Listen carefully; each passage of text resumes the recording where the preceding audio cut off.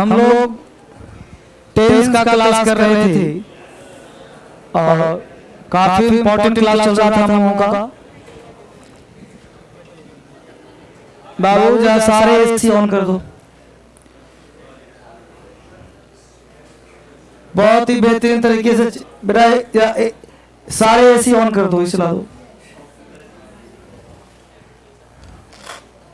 Temperature की 22 पे है ना, ठीक है। तो हम लोग टेंस में कल सिंपल पास्ट समाप्त हो गया बच्चे, आज पास्ट कॉन्टिन्यूअस भी समाप्त हो जाएगा, ठीक है। और घड़ी बंद पड़ा है क्या? सही है, सही है। चलिए पहले वो कैब निकालो जल्दी से। वो कैबलरी ट्रिकी कितना लेसन चलेगा हम लोगों का? T17 T17 चलेगा हम लोगों का, है ना। T17 का पहला वर्ड है रेवरी। रेवरी का मतलब होता है दीवा स्वप्न। दीवा स्वप्न का मतलब होता है ख्याली पुलाव पकाना, जो दिन में सपने देखता हो। दीवा स्वप्न का मतलब झूठे सपने देखना। दीवा स्वप्न का आता है रेवरी। रेवरी को लिंक कर लो राबड़ी, कब ना करो। रेवड़ी का मतलब राबड़ी। राबड़ी देवी के साथ रेवड़ी खाना दीवा स्वप्न है कि नहीं है? रेवड़ी राबड़ी, राबड़ी देवी के साथ रेवड़ी खाना दीवा स्वप्न है। तो रेवड़ी का मतलब दीवा स्वप्न। ख्याली पुलाव पकाना रेवड़ी कहलाता है। नेक्स्ट पर है फैसेट। फैसेट का मतलब दिखावा। फैसेट कहते हैं मुखौटा को। फैसेट फसाद। फैसेट फसाद, जब व्यक्ति दंगा फसाद करता है तो मुखौटे पानी लेता है।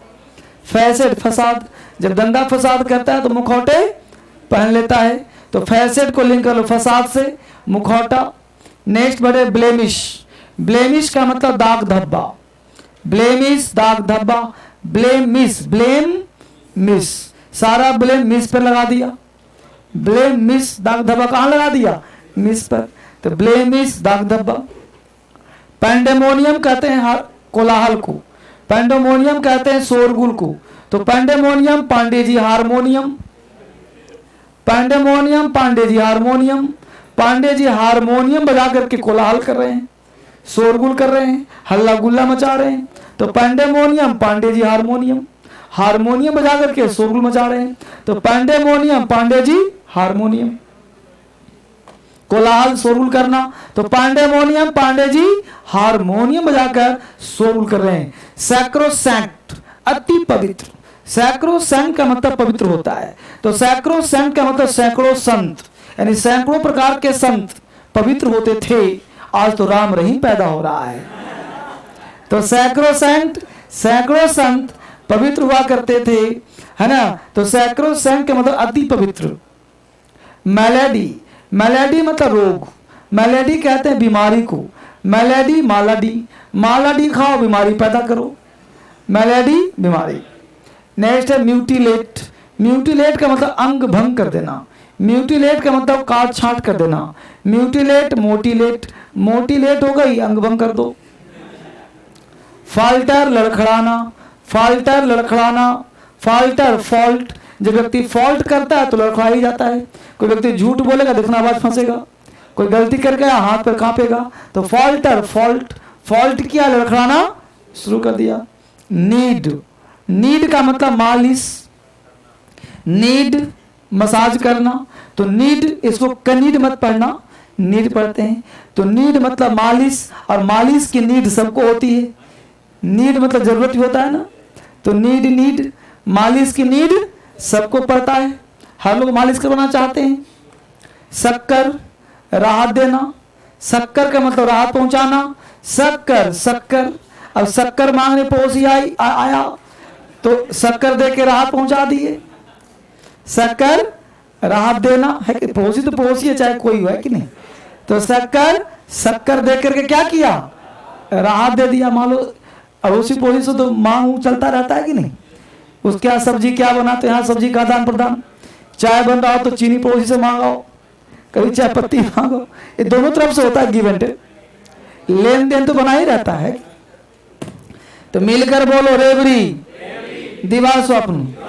रेवड़ी राबड़ी देवी के साथ रेवड़ी खाना, दिवा स्वप्न, रेवड़ी, दिवा स्वप्न, रेवड़ी, राबड़ी के साथ, रेवड़ी खाना, दिवा स्वप्न, फैसेड, मुखौटा, फैसेड, फसाद, मुखौटा, फैसेड, दंगा फसाद में मुखौटा लगाना, ब्लेमिश, दाग धब्बा, ब्लेमिश, सारा ब्लेम मिस पर, ब्लेमिश, दाग धब्बा, पैंडेमोनियम, कोलाहल, पैंडेमोनियम, शोरगुल, पैंडेमोनियम, पांडे जी हारमोनियम बजाकर शोरगुल करना, पैंडेमोनियम, पांडे जी हारमोनियम बजाकर शोरगुल करना, सैक्रोसैंक्ट, अति पवित्र, सैक्रोसैंक्ट, सैकड़ों संत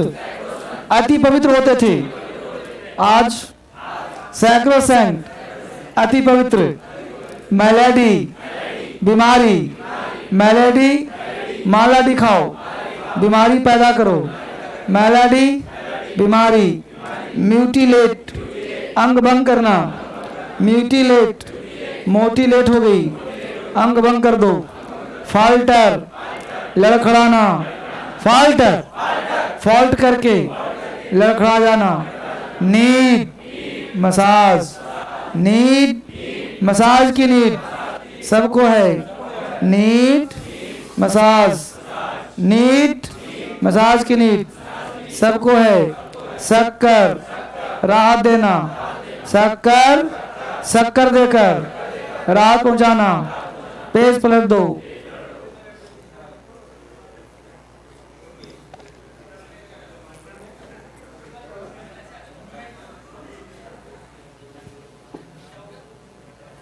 लाइट जला दो, है ना, रिकॉर्डिंग चल रहा है ना।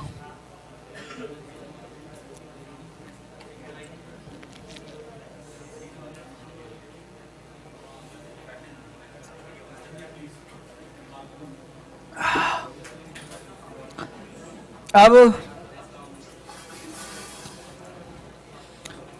फ्रेजल वर्ब में, हाँ जी पहले पूछ लूं, बोलो, रेवरी का मतलब, फैसेट का मतलब, blemish, blemish, pandemonium, pandemonium, sacrosanct, sacrosanct, melody, melody, mutilate, mutilate, falter, falter, need, need, शक्कर, शक्कर, जबरदस्त। ब्रेक अवे का मतलब विद्रोह, ब्रेक डाउन मतलब ठप होना, खराब होना, हिम्मत खो देना। ब्रेक फोर्थ का मतलब प्रतीत होना, ब्रेक इन रुकावट डालना, ब्रेक इन टू जबरदस्ती घुस जाना। ब्रेक ऑफ का मतलब अचानक रुक जाना, ब्रेक आउट फैलाना, ब्रेक विथ झगड़ा करना, ब्रेकअप समाप्त हो जाना। ठीक है, अब देख रहे हो मजा इस बात के कि एक वर्ड में क्या क्या लगा के याद करते हैं कि नहीं। T16 पूछना आज, अच्छा पूछ रहा हूं पीछे से क्या, चलिए मिलकर बोलो। सप्लीकेंट का मतलब, T13 से पूछना, T13। सप्लीकेंट का मतलब, सरेप्सियस का मतलब, साइकोफेंट। स्वेद का मतलब, स्वार्थी, स्वेल्टर, पैचिडर्म, प्यान, पाल्पिटेट, पाल्ट्री। जबरदस्त, इसको निकालो जरा। कितना लेसन? 13। लेसन 13 चलेगा आज। बोलो बच्चे, पहला लाइन खड़े हो जाओ, 5 बच्चे। बोलो, अक्वायर का मतलब, कॉन्वेंशनल का मतलब, इनविंसिबल, रिजिड, 2 वर्ड है दोनों का मतलब। जबरदस्त तारीफ। आगे से 4 बोलो। Creditor, lollipop. डेटर का मतलब कर्जदार। रिक्लेम, डिस्क्लेम, क्लेम का मतलब दावा करना, डिस्क्लेम दावा छोड़ देना, अधिकार छोड़ना। अक्वायर का मतलब यहां से 3। अलॉट का मतलब नहीं बोलते अलॉटमेंट मिला, आवंटन। बोलो अल्टीट्यूड, बहुत सुनते आ रही। एम्पल का मतलब पूछने की जरूरत है। चलो वहां से खड़े हो जाओ, बीच से लड़के। दो को नहीं पढ़ा, यहां से 3। त्रिमूर्ति। बोलो डॉक्ट्रिन का मतलब जबरदस्त यारी। पिक का मतलब पिक, PIQUE, चिढ़ाना। डिस्क्लेम का मतलब अधिकार छोड़ना। बैठो, चलो पिलर के बाद 4 खड़े हो जाओ। बोलो असॉल्ट का मतलब इन्वेलप, रिसोर्सेस, रिजिड। बैठ जाओ, उसके सामने खड़े हो जाओ चारों। बोलो इनविंसिबल, क्रेडिटर, डेटर, डिस्क्लेम। बैठ जाओ, चलो वहां से 2 खड़े हो जाओ। बोलो अक्वायर का मतलब अक्वायर किया मतलब प्राप्त करना। डिस्क्लेम का मतलब असंडर। बैठ जाओ, चलो वहां से लड़कियां 2 खड़े हो जाओ। 2 आगे, पढ़ा है ना। बोलो एम्पल का मतलब, असॉल्ट का मतलब रिसोर्सेस, पिक, क्रेडिटर, डेटर, डिस्क्लेम। यहां 4 खड़े हो जाओ। पिक का मतलब पिक, रिसोर्सेस, क्रेडिटर। आगे से 4 खड़े हो जाओ।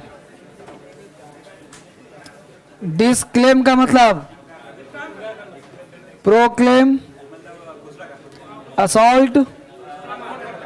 बहुत बैठ जाओ। सारे बच्चों का तैयारी बहुत सुंदर चल रहा है, मेहनती हैं सारे बच्चे, गुड, कोई डाउट नहीं। ऐसे ही जोश बनाए रखना है ना, और धीरे धीरे no one can defeat you. एक समय ऐसा आएगा कि आपको कोई हरा नहीं सकता। आपका जो सिलेक्शन, गप तुम लोग गप आजकल बहुत कर रहे हो।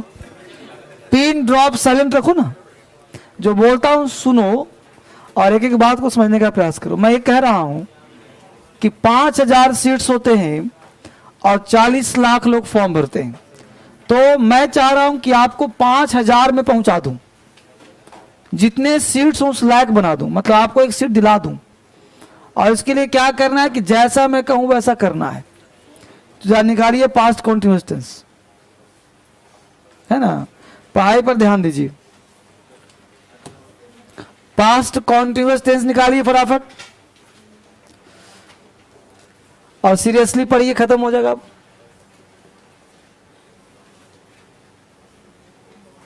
Past continuous tense, past continuous tense.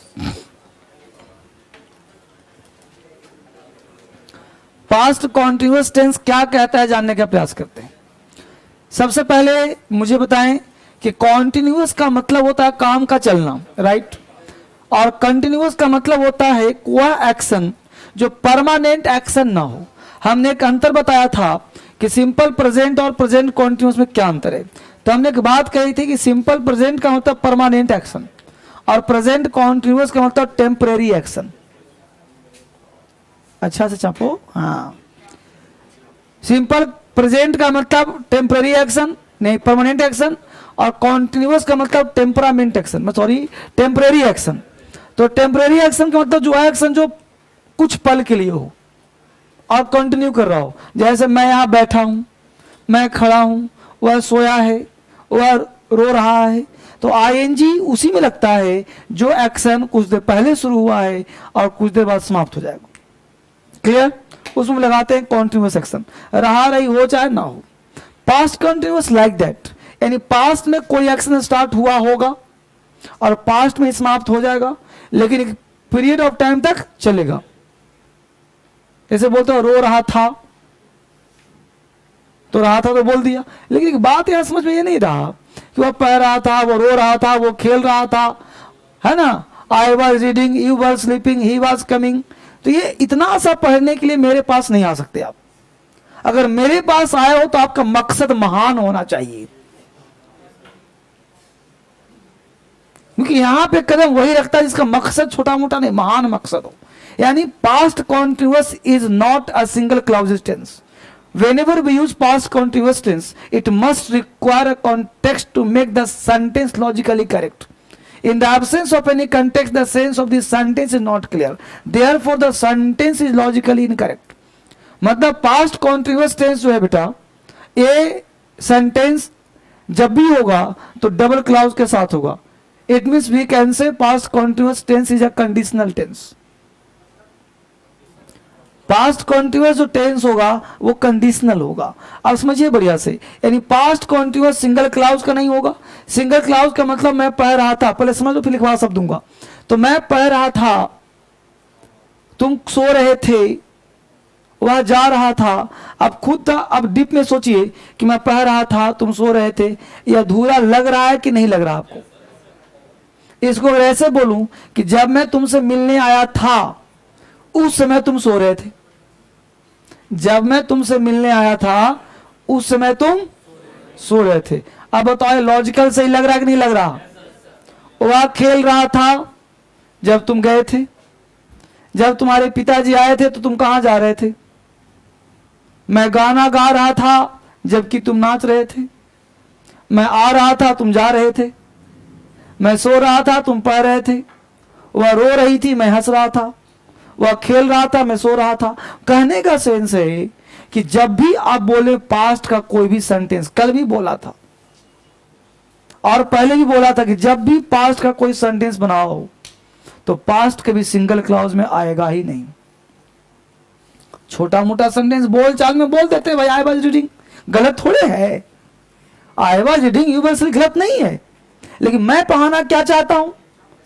मैं पढ़ना चाहता हूं कि I was reading you were sleeping. इतना पढ़ने से काम नहीं चलेगा। इसको टेंस नहीं कहते कि मैं पढ़ रहा था, I was reading you were sleeping, तुम सो रहे थे यू वर स्लीपिंग, टेंस आ गया। नहीं, अभी तो लॉलीपॉप भी नहीं सीख पाए। आपको देखना है कि पास्ट कॉन्टिन्यूअस के साथ किस टेंस का जोड़ लगाया जाए। पास्ट कॉन्टिन्यूअस के साथ कंजंक्शन कौन सा बीच में आएगा, बंधन वाला, फिर अगला क्लाउज कौन सा होगा, तब आपको टेंस समझ में आएगा। ये नहीं कि भाई किताब में पढ़ लिया, मैं पढ़ रहा था आई वाज रीडिंग, तुम सो रहे थे बस, ऐसा नहीं। आपको पास्ट कॉन्टिन्यूअस को रियल में पढ़ना है। एग्जाम में कैसे पूछेगा, इसके साथ किसका मेल करूंगा तो सही होगा, किसका मेल करूंगा तो गलत होगा, तब आपका पास्ट कॉन्टिन्यूअस परफेक्ट होगा। क्योंकि अधूरा ज्ञान तो सबको पता है, इतना ज्ञान आई वाज तो हर व्यक्ति बता देगा। पास्ट कॉन्टिन्यूअस क्या होता है जी? जिसके अंदर मेरा हाथ आ रही थी, structure S plus was were before. Example, तुम खा रहे थे, यू वर ईटिंग, हो गया, टेंस खत्म। बात समझ लो। लेकिन यहां पे क्या करना है कि पास्ट कॉन्टिन्यूअस एक कंडीशनल टेंस, और जो मैं पढ़ाऊंगा ये बुकिश नहीं होगा, क्योंकि ये सब किताबों में नहीं मिलते, सीधा एग्जाम में ही मिलेगा तुमको। कोई भी प्रीवियस क्वेश्चन बनाओगे वहां दिखेगा तुमको। बात समझ लो। ये नहीं कि लोकल किताब लिखा लोगे, देखिए सर कहां लिखा, तो ऐसे नहीं। ये रिसर्च का पार्ट है जो आपको एग्जाम में पूछे जाते हैं। एक भी क्वेश्चन तुमको नहीं मिलेगा पास्ट कॉन्टिन्यूअस का जो S plus was way before से बना होगा, उसके आगे पीछे कोई ना कोई क्लाउज लगा होगा। अगर आज ही तुम जान जाओगे तो परीक्षा में जब तुम मिलेगा तो पकड़ लोगे, हाँ सर ने कहा था, देखो लाइन सही मिल रहा। जब तुम राइटिंग करोगे तुमको दिखेगा, स्पीकिंग करोगे तुम्हारा फ्लुएंसी आएगा, क्लियर हुआ कि इसके क्या बोलना चाहिए, क्लियर। इसलिए फाउंडेशन यहां करो और प्रैक्टिस सैटरडे संडे आके बकते रहो। लिखो पास्ट कॉन्टिन्यूअस में 2-4 लाइन लिखो। पहले अंग्रेजी में लिखवाऊंगा, फिर हिंदी भी बोल दूंगा। लिखो पहले, लिखो it shows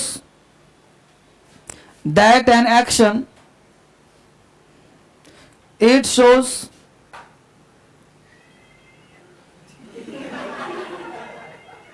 It shows that an action, क्या हुआ था जी? It shows that an action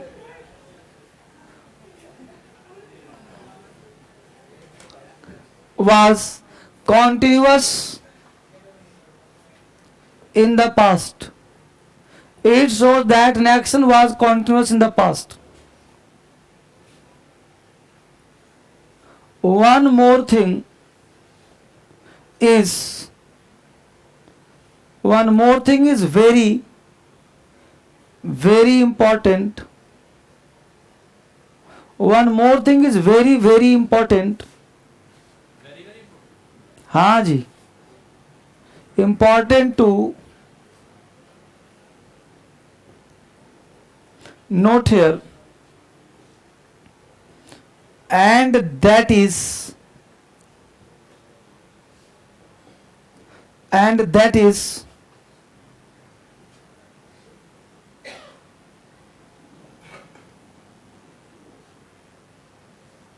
it is essential to put a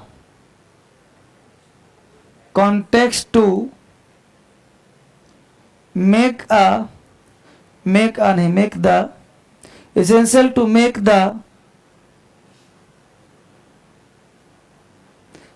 the sentence logically correct.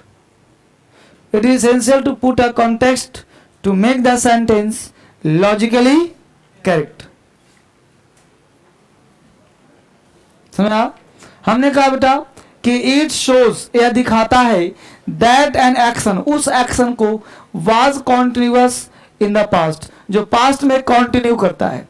Full stop दिया. वन मोर थिंग, एक चीज है, इज वेरी वेरी इंपॉर्टेंट, जो बहुत important है, टू नोट हियर, जो लिखने लायक है, एंड दैट इज, जो यह है कि it is essential to put a context, एक कॉन्टेक्स्ट लगाएं. It is essential to put a context, context का मतलब clause, to make the sentence logically correct, sentence को लॉजिकली करेक्ट करने के लिए, to make the sentence logically correct, logically correct करने के लिए एक कंटेक्स्ट लगाइए.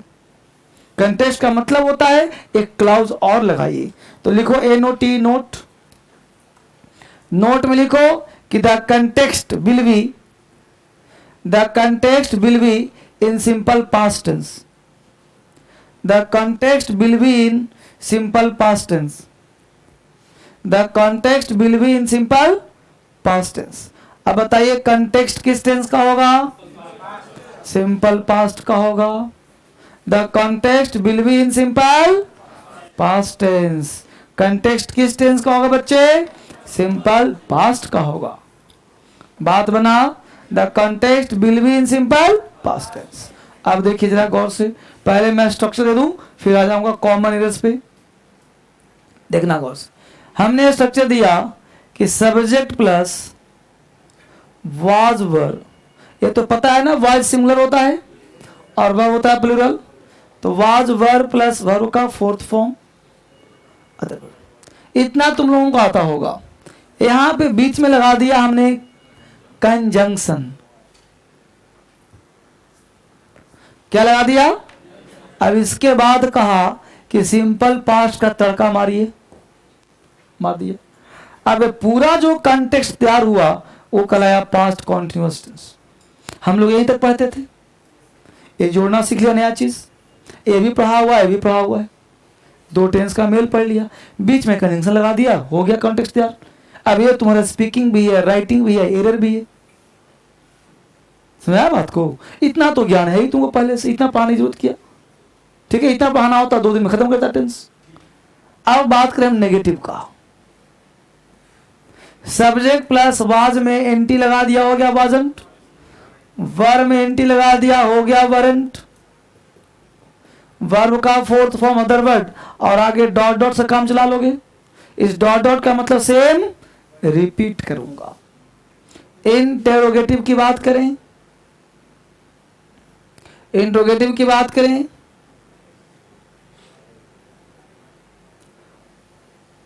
Was were subject, other word, simple past, interrogative plus negative, wasn't, weren't subject, question mark, WH family, WH plus, was were subject, question mark, WH plus negative, WH plus, wasn't, weren't, verb का fourth form, question mark. बात बना बच्चे? Total 6 हो गया ना। Structure को P लेना है। एक स्ट्रक्चर आपको दिया जाए, 6 अपने आप निकालना आ जाए। एक मैं लिखूं, 6 तुम अपने आप से लिख लो, तब बहादुरी है। ये नहीं कि तुमको लिखवाना पड़े 6, तब समझो कि तुम सीख पा रहे हो। उतार लिया? उतार लो बढ़िया से।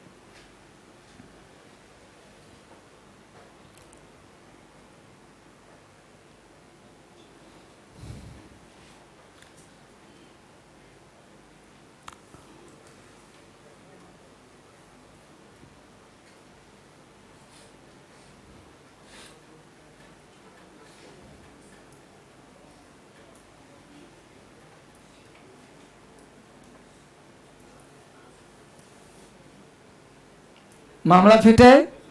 चलिए, तो अब आप आज ये 2 4 5 एग्जाम्पल लिख लीजिए।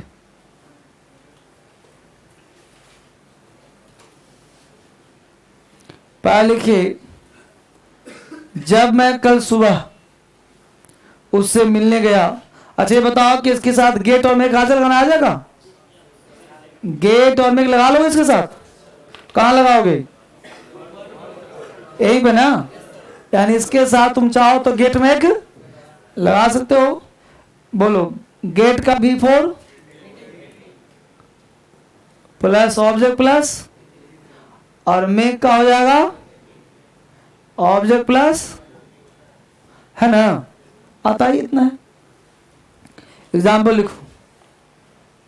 देखो हमने क्या बोला है, मैं बोला हूं अगर ये सिंगल क्लाउज है तो गलत नहीं है। सिंगल क्लाउज गलत नहीं है, लेकिन एग्जाम में सिंगल क्लाउज नहीं पूछेगा, इसलिए आपको डबल क्लाउज का ज्ञान होना जरूरी है। ठीक है, एग्जाम्पल लिखो। जब मैं कल सुबह उससे मिलने गया, जब मैं कल सुबह उससे मिलने गया, वह अपने अध्ययन कक्ष में अध्ययन कर रहा था। जब मैं कल सुबह उससे मिलने गया, वह अपने अध्ययन कक्ष में अध्ययन कर रहा था। जब मैं कल सुबह उससे मिलने गया, वह अपने अध्ययन कक्ष में अध्ययन कर रहा था। दूसरा, क्या वह अंग्रेजी पढ़ रहा था जब तुम उससे मिलने गए थे? क्या वह अंग्रेजी पढ़ रहा था जब तुम उससे मिलने गए थे? क्या वह अंग्रेजी पढ़ रहा था जब तुम उससे मिलने गए थे? क्या वह अंग्रेजी पढ़ रहा था जब तुम उससे मिलने गए थे? क्या वह अंग्रेजी पढ़ रहा था जब तुम उससे मिलने गए थे? क्या वह अंग्रेजी पढ़ रहा था जब तुम उससे मिलने गए थे? नेक्स्ट, तुम बच्चों को क्यों रुला रहे थे? तुम बच्चों को क्यों रुला रहे थे? तुम बच्चों को क्यों रुला रहे थे? वह मुझे इस काम के लिए क्यों दौड़ा रहा था?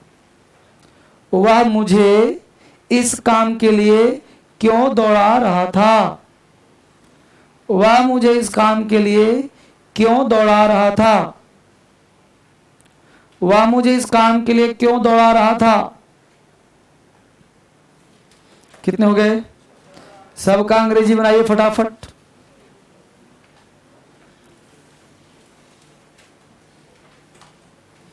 सबका अंग्रेजी बनाइए फटाफट।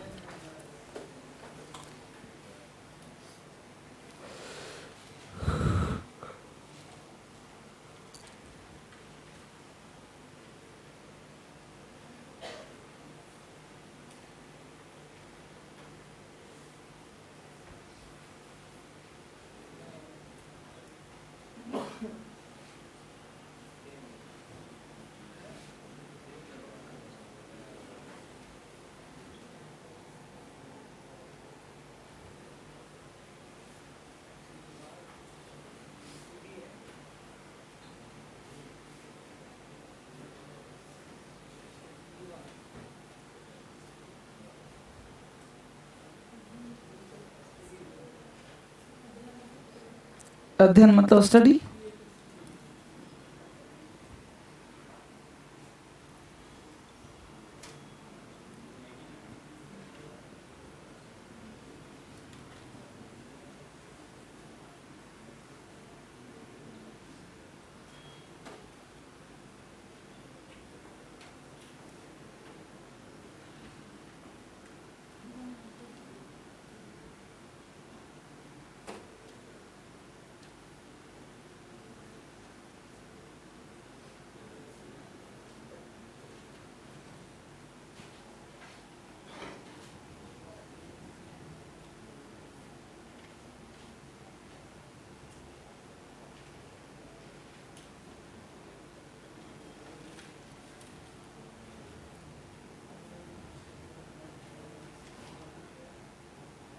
बन गया बाबू?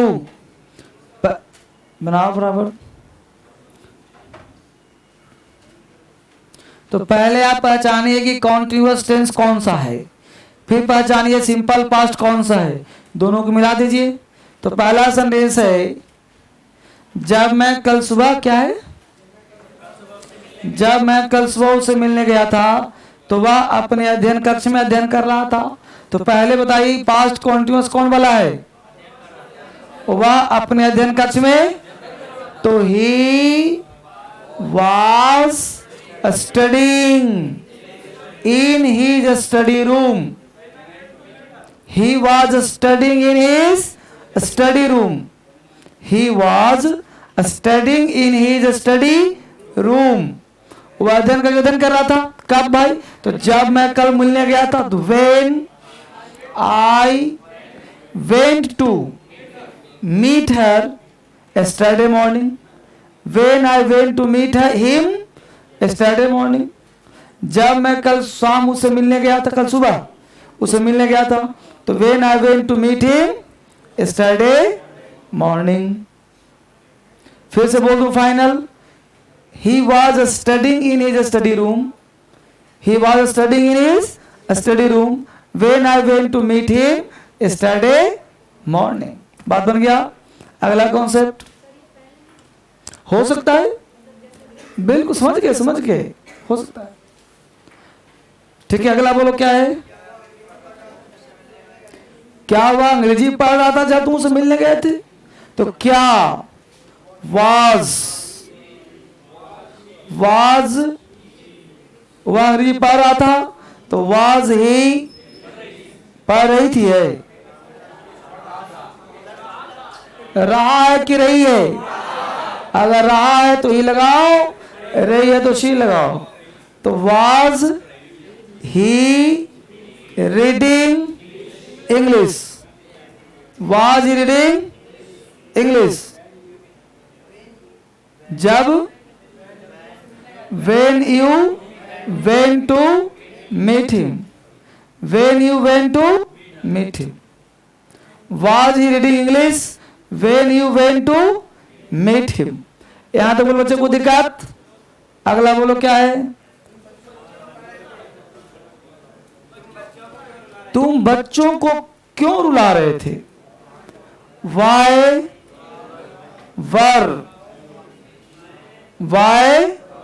were you making the children cry? Why were you making the children cry? Why were you making the children cry? Why were you making the children cry बोलो, बीप बोलो, सब चलेगा। नेक्स्ट बोलो, वह मुझे इस काम के लिए क्यों दौड़ा रहा था, तो why was he making me run for this work, why was he making me run for this work, why was he making me run for this work. बोलो बच्चे, यहां तक कोई दिक्कत है?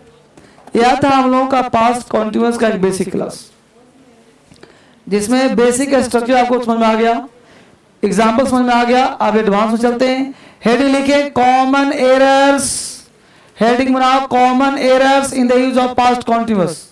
पास्ट कॉन्टिन्यूअस से गलतियां, common errors in the use of past continuous, common errors in the use of past continuous, past continuous tense का common errors, right? common errors पढ़ने के लिए हम लोगों को जो errors होगा वो दो चीज में गलती होगा, एक हो गलती when में, एक गलती होगा while में। तो पहले समझे हम लोग कि when और while का यूज करते कहां हैं।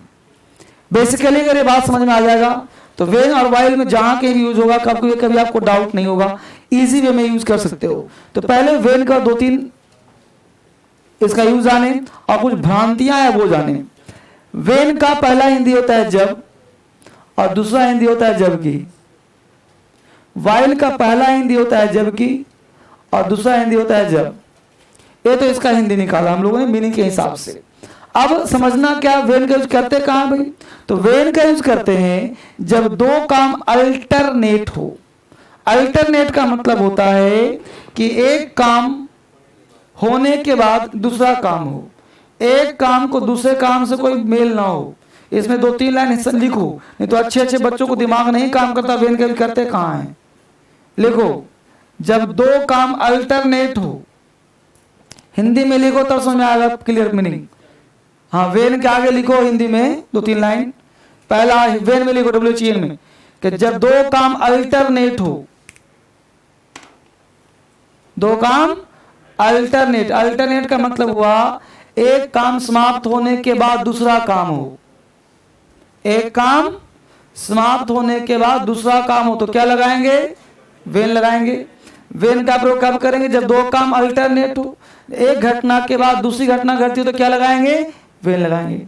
अभी वेन का ही बात कर रहा हूं, वेन और कहां लगाएंगे सर, वेन तब लगाना, अभी लिखना नहीं, समझो पहले क्या लिखा बोल रहा हूं, कि जैसे एक काम हुआ, इस काम को इस काम से कोई मतलब ना हो, तो लिखो जब एक काम का दूसरे काम से कोई लेना देना ना हो तो वेन का प्रयोग करते हैं। जब एक काम का दूसरे काम से कोई लेना देना ना हो तो वेन का प्रयोग करते हैं। जब एक काम का दूसरे काम से कोई संबंध ना हो तो वेन का यूज करते हैं। बिल्कुल व्यवहारिक ज्ञान। जब एक काम का दूसरे काम से कोई लेना देना ना हो, कोई संबंध ना हो तो वेन का यूज करते हैं।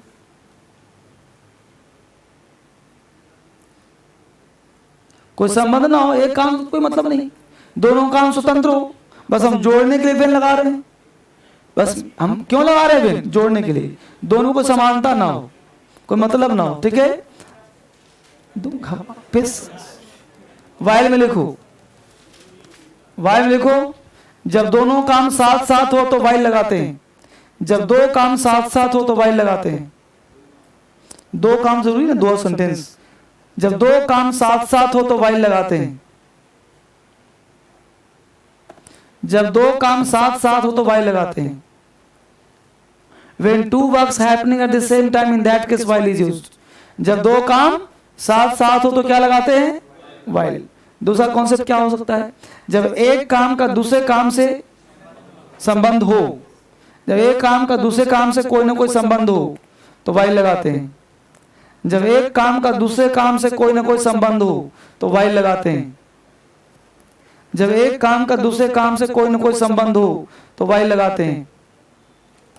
जब एक काम का दूसरे काम से कोई ना कोई संबंध हो तो while लगाते हैं। जब एक काम से दूसरे काम का कोई ना कोई संबंध हो तो while लगाते हैं। अब इतना बढ़िया सा रूल दिया हमने आपको कॉन्सेप्ट कि एग्जाम्पल कोई भी दूंगा आराम समझ जाओगे, बस सोचना है दिमाग से, ये जब और जबकि से मतलब नहीं। अब समझो एग्जाम्पल हिंदी में पहले बोलो फिर सुन लो। रानी गाना गा रही थी जबकि उसकी छोटी बहन नाच रही थी। बोलो क्या लगेगा? वेल में कितने लोग हैं? क्यों बता? डर क्यों रहा है बता? अब कोई नहीं उठाया, तुम उठाया, बता क्यों लगेगा? रानी गाना गा रही थी जबकि उसकी छोटी बहन नाच रही थी, क्या लगेगा? वाई लगेगा कि वेन लगा दूं? दोनों काम समा डिपेंडेंट है, डिपेंडेंट है दोनों। वाई आ जाएगा बेटो। आज समझो, जब मैं तुमसे मिलने आया था, जब मैं तुमसे मिलने आया था तो तुम किताब पढ़ रहे थे। बोलो वेन की वाइल। कितने लोग वाइल में हैं? वेन आएगा, अच्छी बात है। अगला, मैं पार्क में टहल रहा था, जब मैं पार्क में टहल रहा था तभी एक पेड़ गिरा। जब मैं पार्क में टहल रहा था तभी एक पेड़ गिरा। बोलो वेन लगाऊं कि वाइल लगाऊं? कितने लोग वेन में हाथ उठाइए, वेन वाले। वाइल वाले हाथ उठाइए। अब देखो यहाँ दोनों में हाथ उठा, मतलब कुछ लोचा है, कुछ न गड़बड़ है यहाँ पे। तो जब मैं देखो ये पार्क है, मैं टहल रहा हूं, पार्क आ रहा हूं, पेड़ गिरा। अब मुझे बता कि पेड़ गिरा तो समझ नहीं था। जब मैं पार्क में टहल तभी पेड़ गिरा, या तो टहल के आगे बढ़े पेड़ बच गए। मतलब पार्क में टहल रहा था तभी एक पेड़ गिरा, यानी पेड़ जो गिर रहा, ऐसा तो नहीं कि पेड़ कहा कि भाई टहलना रुको मैं गिर लेता हूं। तो दोनों काम साफ नहीं हुआ जी। अरे कोई ना कोई संबंध था ना भाई। अगर एक सेकंड का हो तो संबंध दिख जाता। जैसे जो आपने चिल्लाया, अगर एक सेकंड होता तो संबंध दिख जाता, क्या संबंध था? समझ पाए ना? तो जब मैं पार्क में टहल रहा था तभी एक पेड़ गिरा, तो तभी एक पेड़ गिरा तो कोई ना कोई संबंध तो था। टहलना और गिरना दोनों साथ हुआ कि नहीं हुआ? ये अलग बात है कि पेड़ है तुम आदमी हो, तो संबंध का मतलब थोड़े कि खिलाएगा तुम खिलाओगे। दोनों काम एक साथ हो। दो चीज लिखवाया हूं ना, इसमें 2-3 कंसेप्ट दिया हूं ना। जब दोनों काम साथ साथ, तब पेड़ का गिरना तुम्हारा टहलना साथ है कि नहीं है? बोलो टीका क्या लेगा? भाई लेगा ना?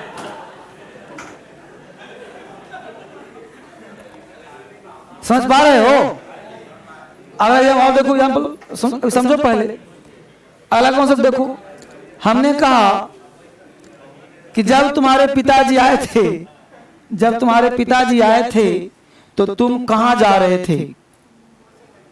जब तुम्हारे पिताजी आए थे तो तुम कहां जा रहे थे? दो क्लॉज है जी, तो दोनों को जोड़ना है ना हमको। ये बेसिकली कंजंक्शन है। ये दोनों क्या है? तो मैं वो सिखा रहा हूं कंजंक्शन तुम क्या लगाओगे। जब तुम्हारे पिताजी आए थे तो तुम कहां जा रहे थे? बोलो कंजंक्शन क्या लगाओ? वेन की वाइल। कितने लोग वाइल में हाथ उठाओ? कितने लोग वेन में हाथ उठाओ? एक बात आओ, कुछ उठाया ही नहीं। तो जब तुम्हारे पिताजी आए थे तो तुम कहां जा रहे थे? ये बताओ कि दोनों काम साथ हो रहा है। अरे पिताजी आए थे, खत्म कहानी, तुम जा रहे, तुम्हारी बात है। दोनों में क्या समानता? ये थोड़े पिताजी आ रहे थे तुम जा रहे थे, ये बोला हमने। जब तुम्हारे पिताजी आए थे तो तुम कहां जा रहे थे? अब तुम्हारा तुम्हारे पिताजी में उनका आना तुम्हारा जाना में क्या संबंध है? मैं सोच पिता पुत्र का रिश्ता है। ये रीजनिंग नहीं पढ़ रहे हम लोग, हमको लगाना है वेन और वाइल। तो हमको ये पकड़ना है कि एक काम का दूसरे काम से क्या संबंध है, पहला, या फिर दोनों घटना साथ घटी हो।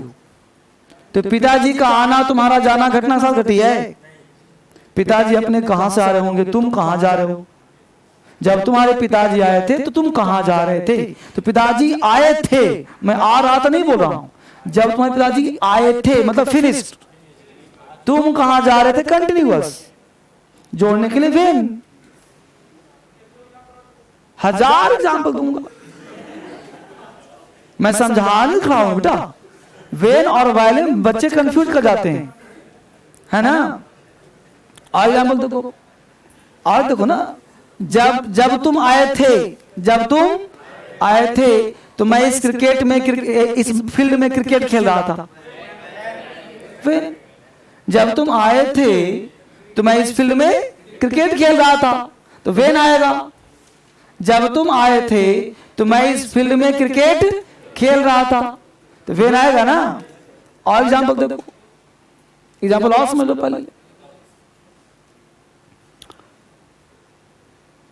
मैं टीवी देख रहा था, मैं टीवी देख रहा था, तभी पिताजी आ गए। समझ लो बढ़िया से। मैं टीवी देख रहा था तभी पिताजी आ गए। बोलो क्या लगेगा, कितने लोग वेन में हैं? तो एक्शन समझ आ गया ना भाई, यानी टीवी देख रहे थे, पिताजी आ गए। क्या कर रहा है, समझा?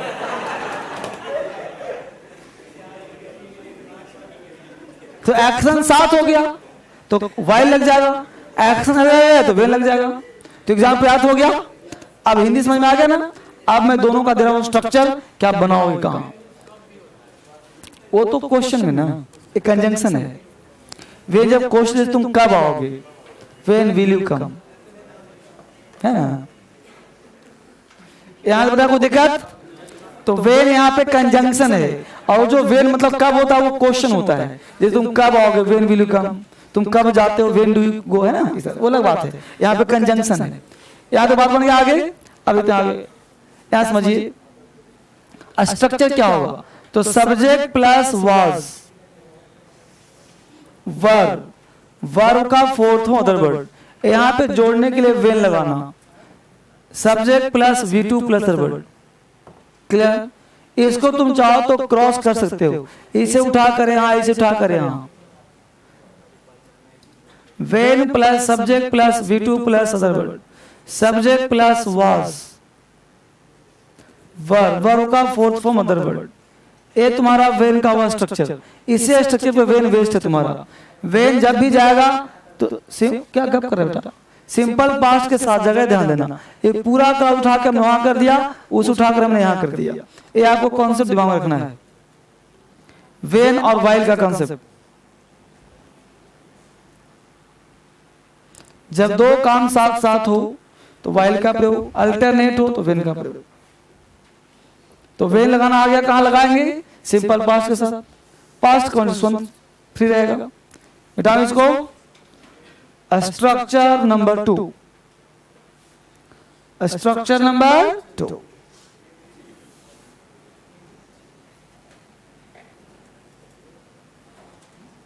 अब देखते हैं वाइल का use. Subject plus was verb, V4 other word, subject plus was verb V4 comma, subject comma नहीं, यहां पे लाए वाइल, सब्जेक्ट प्लस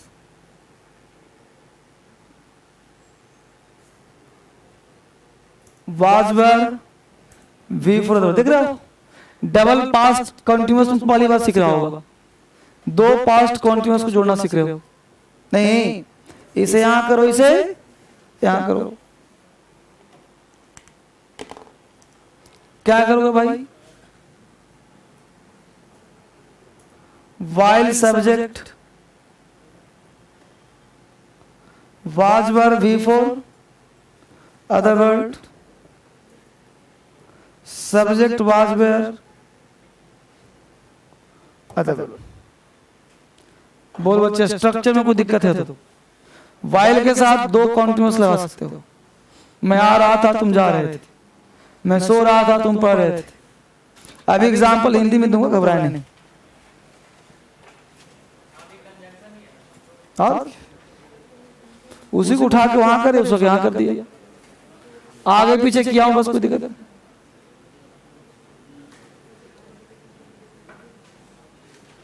बोलो बच्चे।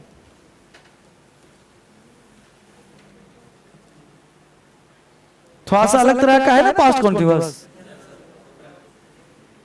तीसरा स्ट्रक्चर, दो हो गए।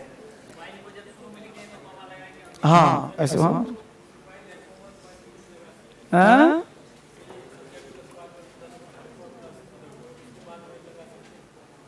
कौन लगा दिया? ये अलग क्लाउज हो गया, वो अलग क्लाउज हो गया। ये जोड़ने के लिए कौन आता है? वाइल यहाँ पे आ ही गया तो वहां पे क्यों आएगा? यहाँ आ गया, इस उठा के यहाँ कर दिया वाइल, तो यहाँ लगाओगे तो बात तो एक ही हो गई ना।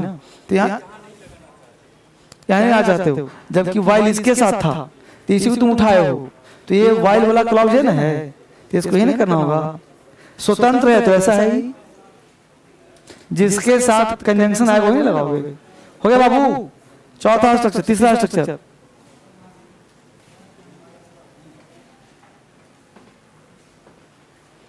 स्ट्रक्चर नंबर 3,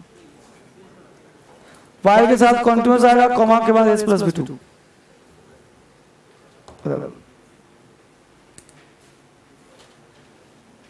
ये तीसरा है पास्ट कॉन्टिन्यूस सिंपल पास्ट, है ना। वाइल के साथ पास्ट कॉन्टिन्यूस आएगा, फिर आगे में सिंपल पास्ट जोड़ दिया।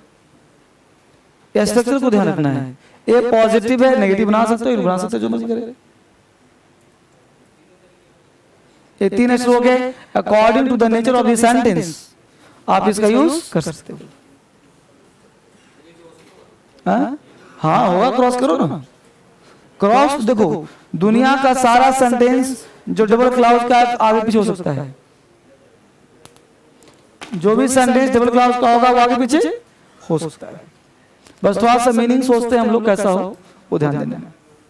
कंडीशन का मतलब होता है डबल क्लाउज, और आगे पीछे क्रॉस कर सकते हैं उसको, कोई बड़ा बहादुरी वाला काम नहीं। एग्जाम का क्वेश्चन कैसा वो देखना है। ठीक है बाबू, आप ज्यादा नहीं, 2-4 प्रैक्टिस हिंदी में कर लो ताकि स्ट्रक्चर का यूज हो जाए। टोटल पर्पस है सिखाना। एग्जाम्पल दूंगा अंग्रेजी में, सीख जाओ कोई दिक्कत नहीं, बट 2-4 हिंदी में लिख लो, अच्छा लगेगा। लिखो फटाफट लिखो। रानी गाना गा रही थी। रानी, नानी नहीं, रानी। रानी गाना गा रही थी। रानी गाना गा रही थी जबकि उसकी छोटी बहन नाच रही थी। रानी गाना गा रही थी जबकि उसकी छोटी बहन नाच रही थी। रानी गाना गा रही थी जबकि उसकी छोटी बहन नाच रही थी। रानी गाना गा रही थी जबकि उसकी छोटी बहन नाच रही थी। नेक्स्ट, मैं आ रहा था जबकि तुम जा रहे थे। मैं आ रहा था जबकि तुम जा रहे थे।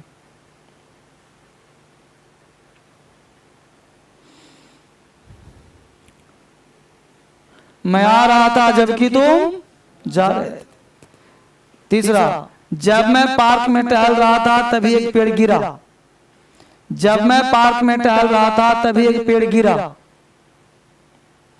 जब मैं पार्क में टहल रहा था तभी एक पेड़ गिरा। जब मैं पार्क में टहल रहा था तभी एक पेड़ गिरा। जब मैं पार्क में टहल रहा था तभी एक पेड़ गिरा। जब मैं पार्क में टहल रहा था तभी एक पेड़ गिरा। क्लियर? नेक्स्ट बोलो। हो गया? तो 3 है क्या? बनाइए तीनों को।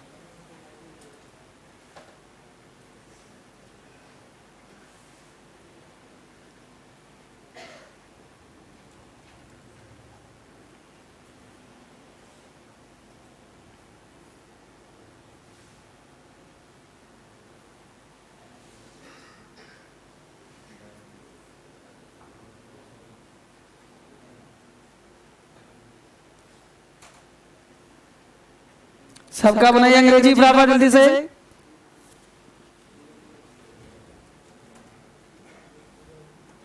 बेसिक टू एडवांस, एक बार अंग्रेजी पढ़ लिया लाइफ टाइम अंग्रेजी की दिक्कत ना हो।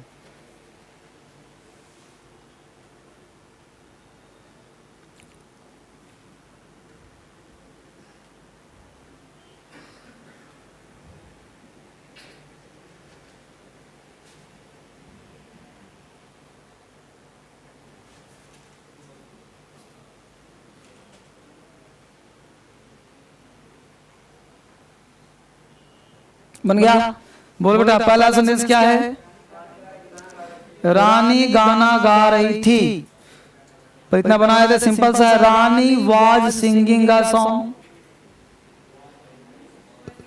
रानी वाज, जबकि वाइल उसकी छोटी बहन her younger sister was dancing. Rani was singing a song while her younger sister was dancing. While her younger sister was dancing. बोलो कहां प्रॉब्लम है? अगला बोलो क्या है हिंदी? मैं आ रहा था जबकि तुम जा रहे थे, तो मैं आ रहा था, I was coming while you were going. I was coming while you were going. अब इसे बोलना भी आएगा तुम्हें, लिखना भी आएगा तुम्हें। अगला बोलो क्या है? जब मैं पार्क में टहल रहा था तभी एक पेड़ गिरा।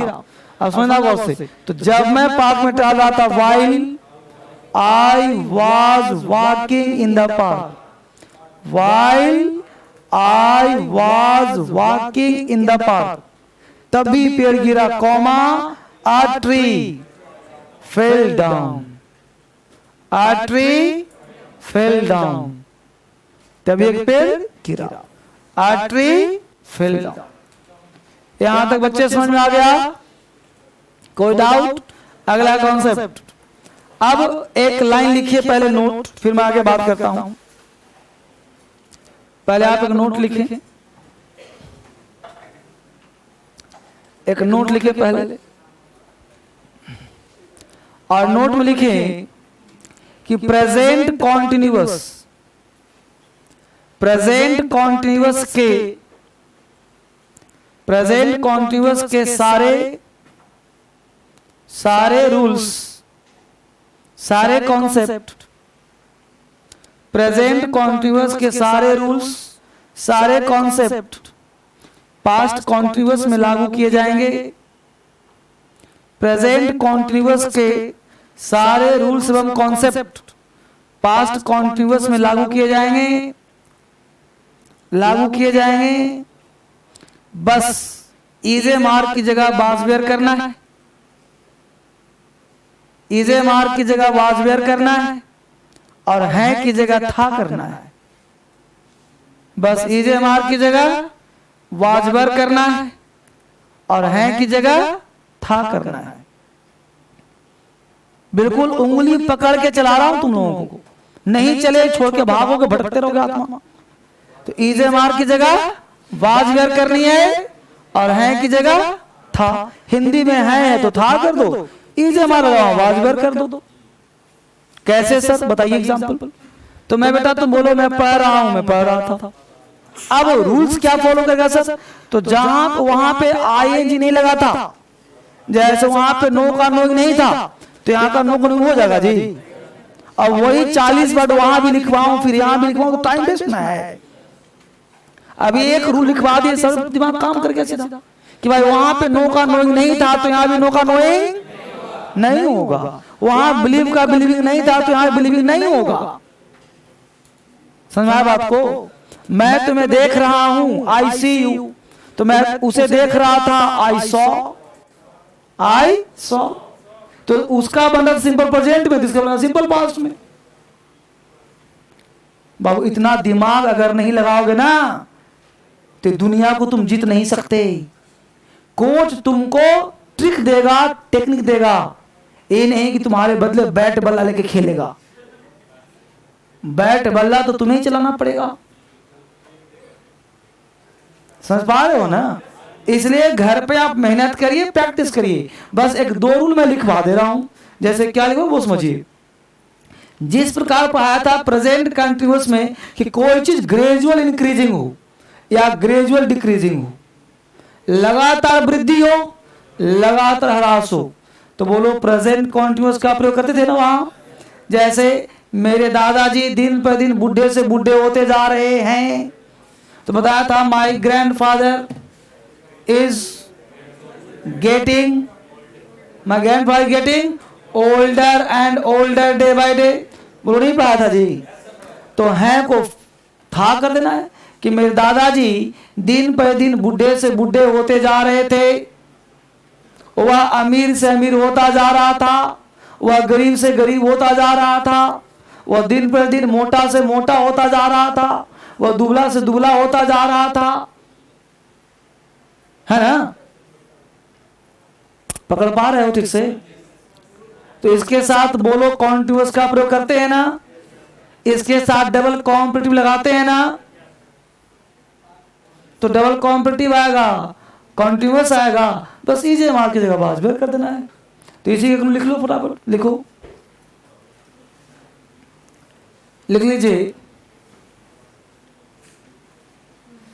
पास्ट के किसी चीज में, पास्ट के किसी चीज में लगातार वृद्धि या ह्रास, पास्ट के किसी चीज में ग्रेजुअल इंक्रीजिंग, लगातार वृद्धि, पास्ट के किसी चीज में लगातार वृद्धि ग्रेजुअल इंक्रीजिंग या ह्रास, पास्ट के किसी चीज में लगातार वृद्धि या ह्रास दिखाने के लिए पास्ट कॉन्टिन्यूअस का प्रयोग करते हैं, पास्ट कॉन्टिन्यूअस का प्रयोग करते हैं, पास्ट कॉन्टिन्यूअस का प्रयोग करते हैं। इसके साथ डबल कॉम्परेटिव का प्रयोग किया जाता है, इसके साथ डबल कॉम्परेटिव का प्रयोग किया जाता है, इसके साथ डबल कॉम्परेटिव का प्रयोग किया जाता है, इसके साथ डबल कॉम्परेटिव का प्रयोग किया जाता है।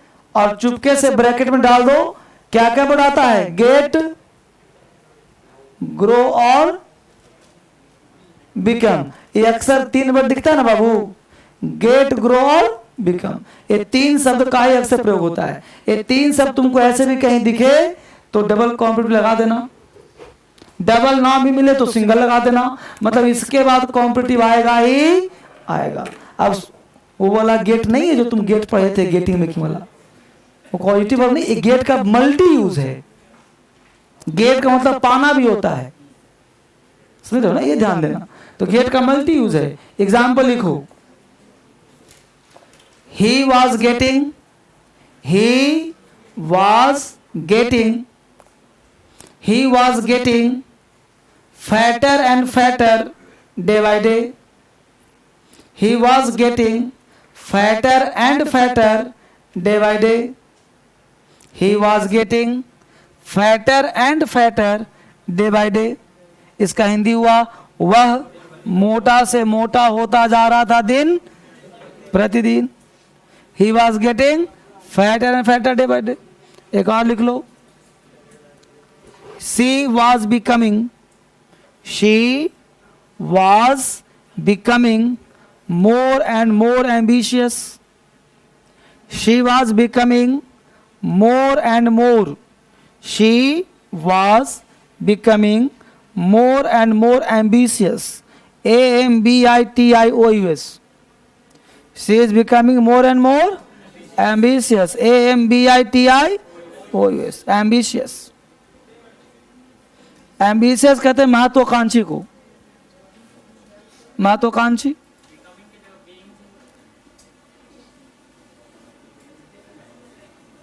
ये 3 ही बताया ना, बिकमिंग, गेटिंग और ग्रोइंग। तीसरा क्यों लगा रहा है? बोल बाबू, यहां तो कोई डाउट हुआ? तो पास्ट कॉन्टिन्यूअस मुझे बताओ कि अलग तरीके से पढ़ा ना, लेकिन ध्यान रखना, जो जन्म से ठोक दिया जाए दिमाग में वो मिटता नहीं है। बस समझ गए? लाख में टेंस पढ़ाऊंगा लेकिन तुम्हारे दिमाग में ताते तीर आ रही जो मिटेगा जल्दी नहीं, इसलिए उसको भुला के इस टेंस को मोर एंड मोर प्रैक्टिस करो, तभी तुम औरों से अलग बन पाओगे। क्योंकि जो बचपन में एक बार डाल दिया गया वो निकलेगा कैसे, वो हटाना मुश्किल है। इसलिए मैं पढ़ा रहा हूँ और इसीलिए मेरे को बच्चा कम झेल पाता है और वहीं जाता है जहाँ ताते तीर आ रही होता है, क्योंकि परिवर्तन स्वीकार नहीं करते हम लोग परंपरावादी रह चुके हैं। अब तुम दादाजी को कहो कि फुल पैंट पहने, नहीं पहनेंगे क्योंकि वो स्वीकार नहीं करते, जबकि धोती से बढ़िया पैंट है, नहीं है जी। तो ये चीज़ है, नहीं पता है उनको, लेकिन वो परिवर्तन स्वीकार नहीं कर सकते। परिवर्तन बेटा, माइंडसेट नहीं, परिवर्तन, यानी परिवर्तन को स्वीकार नहीं करते। हम लोग वेस्टर्न के फॉलोअर हैं। इंडिया जो भी कंट्री वेस्टर्न है, वो हमेशा वेस्टर्न को फॉलो करता है। सारे कल्चर, सारे चीज़, सिस्टम वहीं से आते हैं। बात समझ गए? तो इस तरह से आप लोग चाहते हो कोई चीज़, तो एक परिवर्तन जहाँ भी हो स्वीकार कर लो। जैसे मोबाइल आया था तो हम लोग हमेशा डरते रहते हैं। अब आज का जो बच्चा है मोबाइल से खेलता रहता है, हम लोग आज भी डरते हैं, पता नहीं क्या दबा दूँ कि खराब हो जाएगा। तो डरते हैं दबाने में कि कौन सा बटन दब जाएगा, पता नहीं क्या हो जाएगा। आज भी आप कंप्यूटर से उतना हैंडी नहीं रहोगे जो बच्चा आपका आने वाले पीढ़ी होगा, क्योंकि उसके अंदर डर नहीं है। डर नहीं उसके अंदर, खराब होगा समझेगा, पापा समझेगा। हम लोग डरते हैं कि भाई हम लोग का रुपया लगा हुआ है। बस में रहो ना। तो ये चीज, तो ये परिवर्तन है। तो अंग्रेजी जो सिखा रहा हूं ये परिवर्तन है। डीएसएल हमेशा परिवर्तन चीज को स्वीकार करता है और हमेशा क्रांतिकारी काम करता है। और आप सब क्रांतिकारी बनिए, अंग्रेजी में तूफान पैदा करिए। ठीक है, चलो घर में कल मिलते हैं फिर से एक बार, ठीक है।